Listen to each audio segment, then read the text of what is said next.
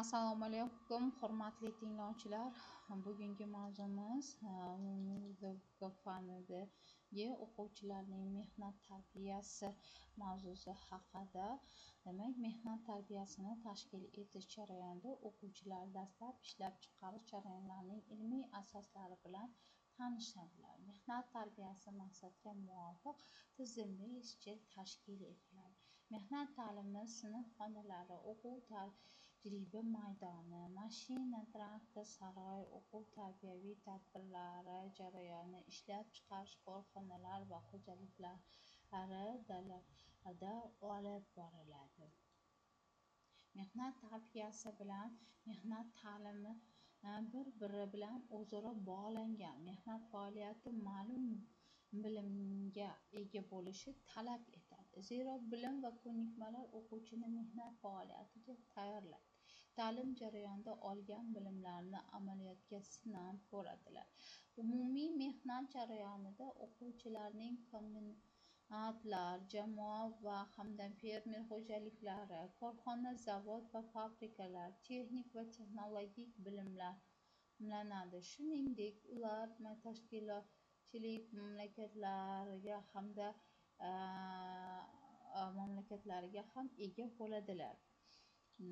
Demak, sinfdan tashqari ishlash jarayonida mehnat tarbiyasi ayniqsa muhim ahamiyat kasb etadi. Sinfdan tashqari mashg'ulotlarning turli shakllarida o'quvchilarning texnik ijodkorligini rivojlantiradi, u yoki bu bilim sohasidagi bilimga bo'lgan qiziqishni shakllantiradi. To'garaklarda o'quvchilarning qiziqish qobiliyatlari namoyon bo'ladi. O'quvchilarning to'garakdagi faoliyati ma'lum bir pedagogik talablarga rioya qilinganda samarali bo'ladi. Chunonchi to'garak faoliyati ijtimoiy ahamiyatga ega bo'lishi lozim. Ya'ni o'quvchilar tayyorlangan buyumlar kishilar uchun amaliy qiymatga ega bo'lishi zarur. Texnik ijodkorlik o'quv muassasasida o'quv mehnat jarayoni bilan uzviy olishi kerak. Maktab, kollej, oliy ta'lim va boshqalar.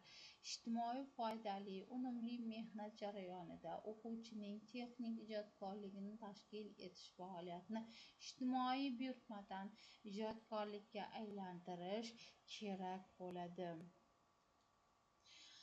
Mehnat tarbiyasi oilada tabaqalashtirilgan holda olib boriladi. Bolalar o'z-o'ziga xizmat qiladilar, uy hayvonlarini parvarishlaydilar, ro'zg'or texnikalarini ta'mirlash bilan shug'ullanadilar, oila byudjeti va uni yuritish bilan bog'liq topshiriqlarni bajaradilar.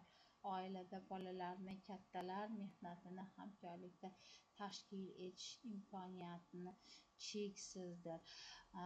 Aynan bolalarni maktabgacha ta'lim muassasasidan bolalarni o'z-o'ziga xizmat qilishlarini o'rgatish, oddiy elementlarni o'zlari kiyinish, o'zi yegan taomlaridagi idishlarni olib borib qo'yish, o'zlarini kiyimlarini yig'ib aynan shkaflariga taxlab qo'yishi, oyoq kiyimlarini to'g'irlab qo'yishi, o'zi mustaqil qilishi bu mehnatning ilk ko'rinishlari shakllanishidan dalolat beradi. Hamda oila muhitida bolalarda aynan birlamchi ishlarni, ular bilan birgalikda ota-ona vazifalarni, uy vazifalarini yoki bo'lmasa tabiat qo'ynidagi yumushlarni birga bajarsa, bu ham mehnat tarbiyasida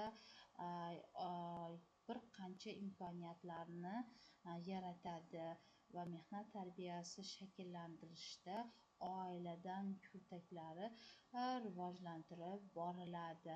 Bugungi sizga bayon qilayotgan fikr va mulohazalarimiz qisqacha mana shulardan iborat edi.